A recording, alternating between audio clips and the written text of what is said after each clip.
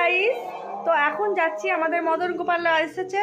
তো ওখানে আমার ছেলেরা ন্যাড়াকুড়াটা বানালাম, তোমাদের তো সব আপডেট দিয়েছিলাম। সেটা ওখানে এখন জ্বালানো হবে, পুতা হয়েছে। আমি যাইনি এখনও, তো যাচ্ছি। আবার জ্বর এসেছিল, ওষুধ খেলাম, তো এখন যাচ্ছি।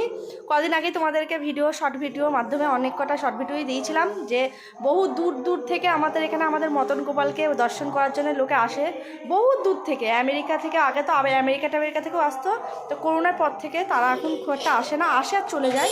তো ত্রিপুরা থেকে অনেক লোক আসে। তো সেই মদন গোপালকেই আজকে আমার বাড়ির কাছে নিয়ে এসেছে, তার জন্য একটা আলাদা মন্দিরও করা হয়েছে, এই আগেরবার প্রতিষ্ঠা করা হয়েছে। তো চলো, সেটা ওখানে কি কথা হবে না, সেই সব ভিডিওই তোমাদের খণ্ড ভিডিও আমি দিতে থাকবো, তোমরা দেখতে থাকো আর আমাদের মদন গোপালকে দর্শন করে নিও। যারা আমাদের এখনও জানো না আমার এখানে মদন গোপাল আছে বা তোমরা আসুনি বেলপুকুরে, নদিয়া ডিস্ট্রিক্ট, তো তারা অবশ্যই দর্শন করে নিও। আমি তোমাদেরকে ফোনের মাধ্যমে দর্শন করে দিচ্ছি। তো চলো আগে যাই।